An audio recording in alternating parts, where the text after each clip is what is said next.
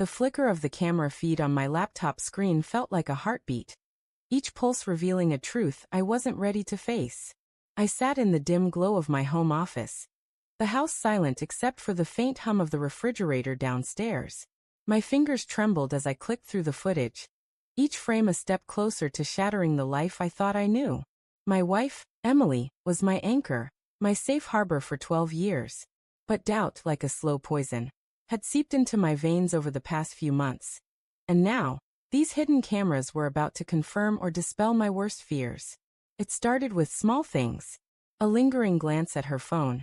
A smile she quickly hid when I entered the room.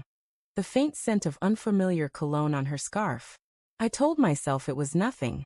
Stress from her new job, maybe, or my own insecurities rearing their ugly heads.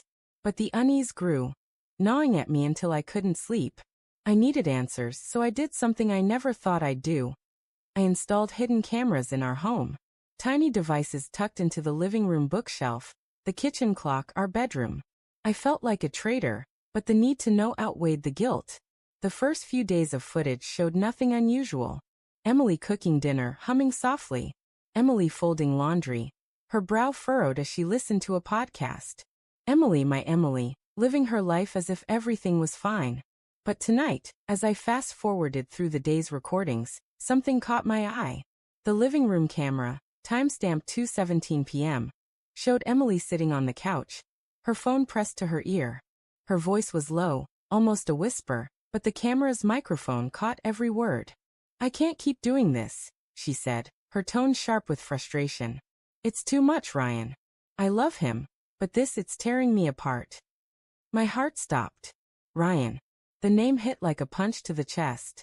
Ryan was her coworker, the charming marketing guy she'd mentioned in passing, too often, now that I thought about it. I leaned closer to the screen, my pulse roaring in my ears. Emily's face was tense, her free hand twisting the hem of her sweater.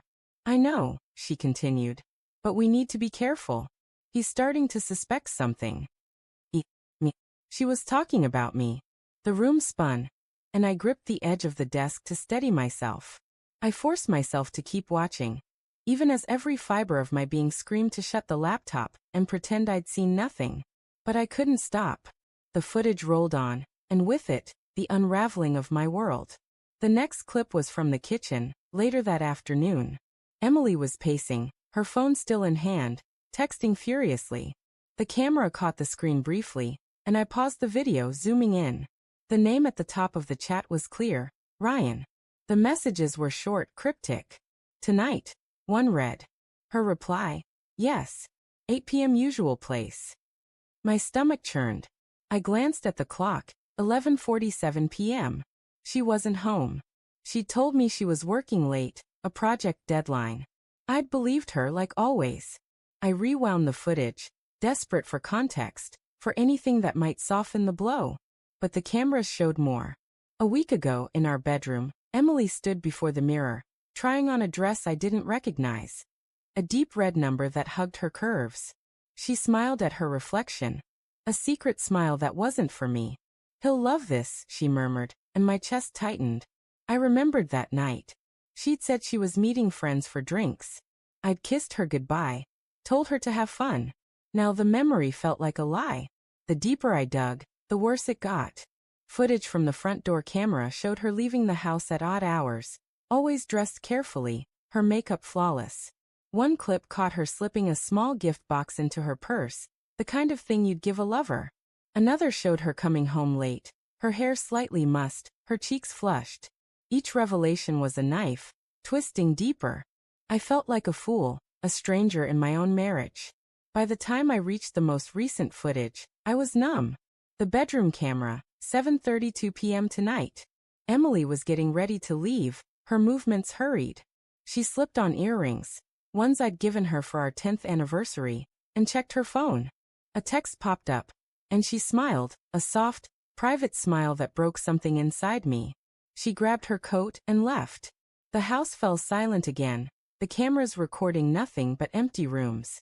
I sat there, staring at the screen, my mind racing. 12 years. 2 miscarriages. Countless nights spent planning our future, A house in the suburbs, maybe a dog, kids if we were lucky. I'd thought we were a team, unbreakable. But now I saw the cracks I'd ignored. The late nights she blamed on work. The way she'd pull away when I tried to hold her. The excuses that had piled up. Each one a brick in the wall between us. I couldn't just sit there. I grabbed my keys and drove to the usual place. A quiet bar downtown she'd mentioned once casually, like it was just a spot she liked. My hands shook as I parked across the street, my eyes scanning the dimly lit windows. And there she was. Emily, sitting at a corner table, her hand resting on Ryan's. He leaned in, whispering something, and she laughed, her face glowing in a way I hadn't seen in months. The sight burned, a physical pain that spread from my chest to my fingertips. I didn't go inside. I couldn't. Instead, I drove home, the image of them seared into my mind. Back in my office, I replayed the footage, torturing myself with every detail. Her voice, her smile, her lies. I wanted to confront her, to scream, to demand answers. But I also wanted to understand. How had we gotten here? When had I lost her?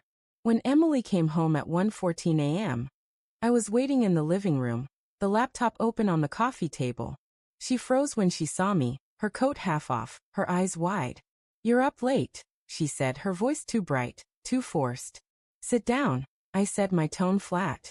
She hesitated, then complied, her gaze flicking to the laptop. I didn't waste time. I played the footage, the phone call, the text, the dress. Her face drained of color, her hands clasping tightly in her lap. "Mark, she started, but I cut her off. "How long?" My voice cracked, betraying the storm inside me. She looked away, tears welling in her eyes. 6 months, she whispered. It wasn't supposed to happen. It just did. Why? The word felt like a plea, raw and desperate. She took a shaky breath. I felt alone. You were always working, always distant.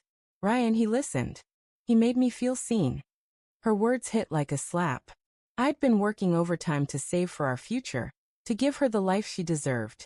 And she'd turned to someone else. You could have talked to me, I said, my voice rising. You could have tried. I did, she cried, tears spilling over. But you were never there, Mark. Not really. The room fell silent, the weight of her words crushing me. I wanted to hate her, to walk away and never look back. But I loved her, even now, and that was the worst part. What now? I asked, my voice barely audible. I don't know, she said, her voice breaking. I love you, but I messed up. I don't know how to fix this. I stood, unable to look at her. I need time, I said, walking toward the door. As I stepped into the night, the cold air stung my face, but it couldn't match the ache in my chest. I didn't know if we could rebuild what was broken, or if I'd ever trust her again. But one thing was clear. The cameras had shown me the truth, and now, I had to decide what to do with it.